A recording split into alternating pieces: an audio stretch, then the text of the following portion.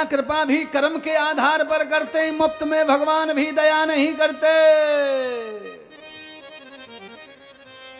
आपके कर्मों का खाता जितना बनता है प्रभु उतनी दया करते हैं। क्यों?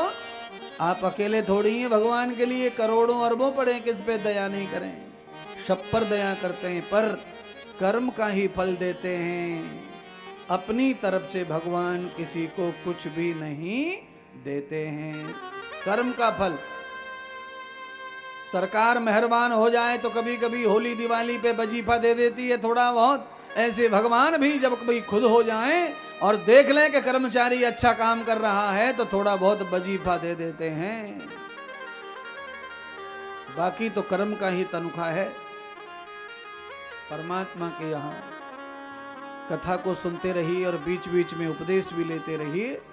अंत में आत्मदेव ब्राह्मण आज यज्ञ पे बैठे थे और उनके मन में अचानक पूरी जिंदगी का इतिहास उमड़ आया बुद्धि में, और वो सोचने लगे ये पागल औरत के साथ में मैं कैसे बुढ़ापा काटूंगा। ये नहाती न धोती न पकाती न खाती, खुद मरेगी मुझे मारेगी, और औलाद भी कुछ है नहीं, तो मेरे यज्ञ पूजा पाठ दान का क्या मतलब हुआ।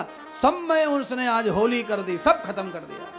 न दान करूंगा, न हवन करूंगा, न सेवा करूंगा, क्या मिला मुझे मिल करके। नाराज हो गए आत्मदेव ब्राह्मण और निश्चय कर लिया अगर मेरे कर्मों का फल आज नहीं दिया भगवान ने तो आज ही मैं आत्महत्या करके मर जाऊंगा, पर इस महिला के साथ नहीं रहूंगा।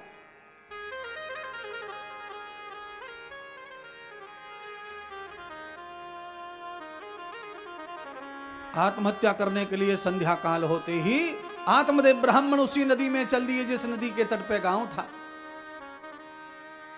भद्रा नदी में आत्महत्या कर दूंगा, सूर्य अस्त होने से पहले अगर समाधान नहीं निकला तो मेरी जीवन का आत्महत्या करने का समय आया। सूर्य अस्त होने वाला है बहनों भाइयों। आत्मदेव नदी में बहती धारा में कूदने के लिए तैयार हुआ, तभी भगवान नारायण पहुंच गए साधु का भेष बनाकर। कंधा पकड़ लिया पीछे से, हे आत्मदेव रुको रुको रुको, ये पाप है, आत्महत्या करना पाप है। अरे पानी में कूद के क्यों मरना चाहते हो? तुम तो बड़े धर्मात्मा ज्ञानी ब्राह्मण हो, क्या कम है तुम्हारे पास? क्या तकलीफ है तुम्हें? कौन सा हादसा हो गया है? क्या दुख है? क्यों मरना चाहते हो? आत्महत्या करने का कारण क्या है? आत्महत्या करना महापाप है, ये पाप तुम ब्राह्मण कैसे कर सकते हो? आत्मदेव ने कहा, कौन हो तुम? मुझे क्यों बचा रहे हो? मुझे मरने दो। मेरी जिंदगी में मुझे दिया क्या भगवान ने? मैं जन्म से ही यज्ञोपवीत पहन करके त्रिकाल संध्या ध्यान यज्ञ कर रहा हूं, दान और गौ सेवा कर रहा हूं।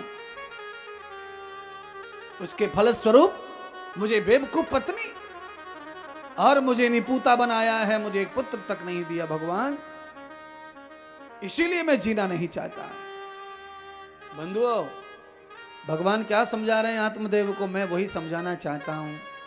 पत्नी खराब मिल जाए, पति खराब मिल जाए, टेंशन लेने की जरूरत नहीं है। आपको बच्चा नहीं हो रहा है, बेटा नहीं हुआ, बेटी नहीं हुई, तब भी टेंशन मत लो। तो क्या करें फिर?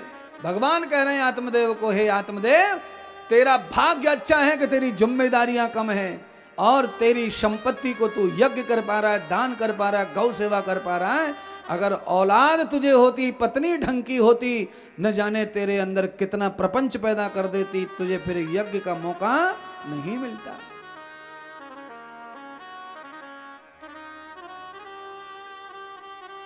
ज्यादा होशियार पत्नी भी मिल जाए तो पति को बिजी कर देती है। रोज तो वो बिजी रहता ही है दुकान पे, और आज छुट्टी है तो पत्नी होशियार, बिजी।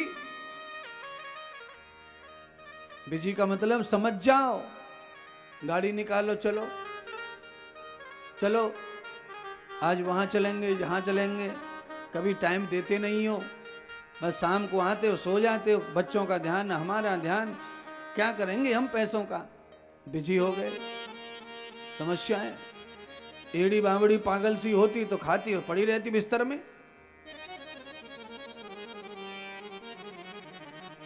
अब फायदा भी हर चीज का है और थोड़ा थोड़ा नुकसान भी हर चीज का है महाराज।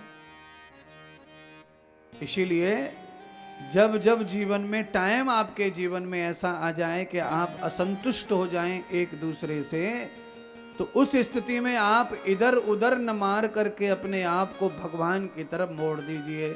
आपके जीवन में आपने संसार का जो भी आनंद है वो ले लिया, अब लक्ष्य की पूर्ति की ओर बढ़ो। और अगर आपका गृहस्थ अच्छा है तो दोनों मियाँ बीवी मिलके भजन करो, धर्म करो, यज्ञ करो, पाठ करो, चलते रहो, खूब प्रेम से जियो, आगे बढ़ो। आत्मदेव के जीवन में ये खुशी नहीं थी। जिसकी पत्नी हाथ में हाथ डालकर आहुति लगाने को हर समय तैयार है, वो भाग्यवान पति है, वो भाग्यवान पत्नी है जिसका पति ऐसा हो। ऐसे ग्रस्त में तो साधु सन्यासी भी नहीं बनने की जरूरत है, ऐसा ग्रस्त स्वयं ही तर जाता है। पर मुश्किल कहां आती है? मुश्किल वहां आती है किसी किसी घर में तो खाली मैडम ही पूजा करती है, मैडमा तो उठा ही ना है।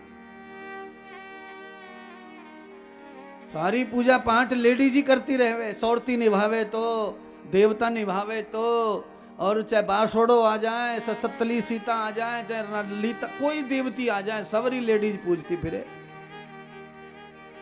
आदमी को तो कई घरों में तो आदमी को पता ही नहीं है कि आज कौन सी तिथि आ गई है।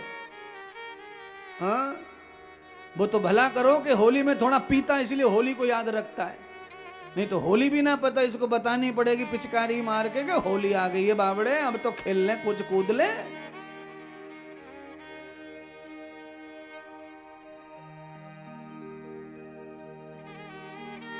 70% गृहस्थ में महिला ही अकेली पूजा करती हैं। 100 में से 70 गृहस्थी में केवल महिला पूजा करती हैं। उन 70% में से 20% पति ऐसे तो हैं कि पूजा में नहीं बैठते पर रोकते नहीं पूजा से, मंदिर जाने से, कथा में जाने से रोकते नहीं है 20%। और 50% तो पूजा में बैठते भी नहीं और पसंद भी करते नहीं, पसंद भी नहीं करते। उनके मन में तो यह है कि तू पूजा करने के लिए आई है, यहाँ पुजारी बन के आई है कि हमारी घरवाली बन के आई है।